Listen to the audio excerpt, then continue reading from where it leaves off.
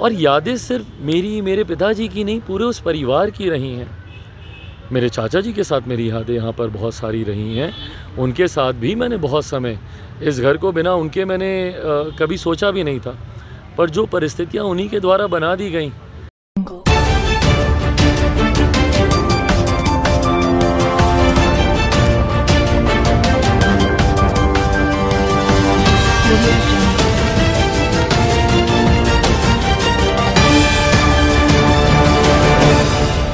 हाल ही में एक बड़ी घटना पटना में घटी, जब लोजपा रामविलास के अध्यक्ष और केंद्रीय मंत्री चिराग पासवान अपने पिता रामविलास पासवान की यादों से जुड़ी पार्टी के पुराने कार्यालय में पहुंचे।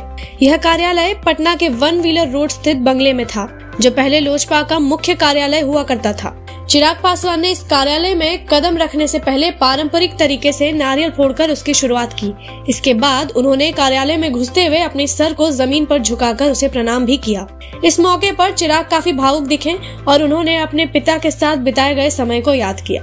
साथ ही उन्होंने तुलसी का पौधा भी लगाया और अपने रिश्तेदार राजेंद्र पासवान को गले लगाकर भावुक हो गए। चिराग पासवान ने मीडिया से बात करते हुए कहा कि 3 साल पहले जब उनके पिता का निधन हुआ था, तब उन्हें इस कार्यालय को देखने का भी मौका नहीं मिला था।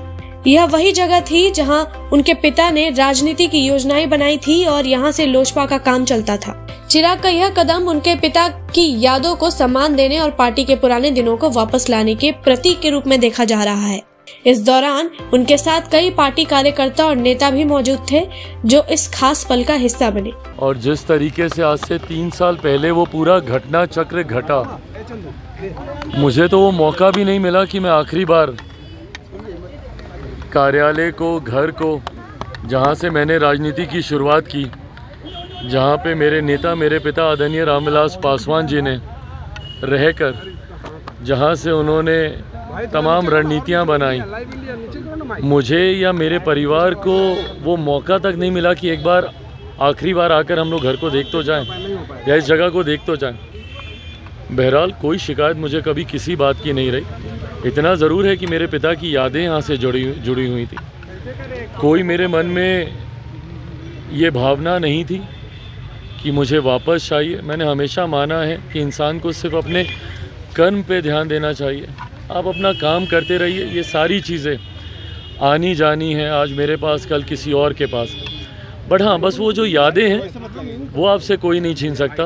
वो यादें कल भी थी, आज भी हैं, और मैं मानता हूँ कि मेरे पिता का आशीर्वाद हमेशा मेरे साथ है, जिसने मुझे हर परिस्थिति से लड़ने का, हर परिस्थितियों को पार करने का मौका दिया। पिताजी का आशीर्वाद ही है कि आज फिर से ये कार्यालय आपको मिला है? ये मैं ज़रूर उनका आशीर्वाद ही मानूंगा, क्योंकि हम लोगों ने कभी, हाँ इतना ज़रूर था कि पिछले 3 साल से बिना किसी कार्यालय के हम लोग कार्य कर रहे थे। आप सब ने मेरा निजी आवास भी देखा है, वहाँ पे व्यवस्था ऐसी नहीं है कि सुचारू रूप से सारे कार्य हो सके। ऐसे में इतनी चाहत हम लोग की ज़रूर थी और बिहार सरकार से ये मांग हमने ज़रूर की थी कि हम लोग को, लोक जनशक्ति पार्टी रामविलास को कार्यालय आवंटित कर दिया जाए। पर मैं उनकी मजबूरियों को भी समझता हूं, क्योंकि एक लंबे समय तक पार्टी के पास, हम लोग के पास ना कोई सांसद था, ना कोई विधायक था। संभवतः शायद ये कुछ रिक्वायरमेंट्स हैं कि एक बेसिक नंबर ऑफ रिप्रेजेंटेशन होना चाहिए, आइदर इन द असेंबली और इन द पार्लियामेंट, जिसकी वजह से अभी तक हम लोगों को कोई भी ऑल्टरनेटिव, वैकल्पिक कार्यालय हम लोग को आवंटित नहीं किया गया था। पर लोकसभा चुनाव के बाद पुनः हम लोगों ने ये मांग रखी, प्रदेश के द्वारा ये मांग रखी गई, हमारे अध्यक्ष जी के द्वारा, राजू तिवारी जी के द्वारा ये आग्रह किया गया था बिहार सरकार को कि हम लोगों को अब एक कार्यालय आवंटित कर दिया जाए, क्योंकि अब 5 सांसद हैं और आने वाले समय में बिहार विधानसभा के चुनाव भी हैं, उसको लेकर भी मजबूत तैयारी करनी है।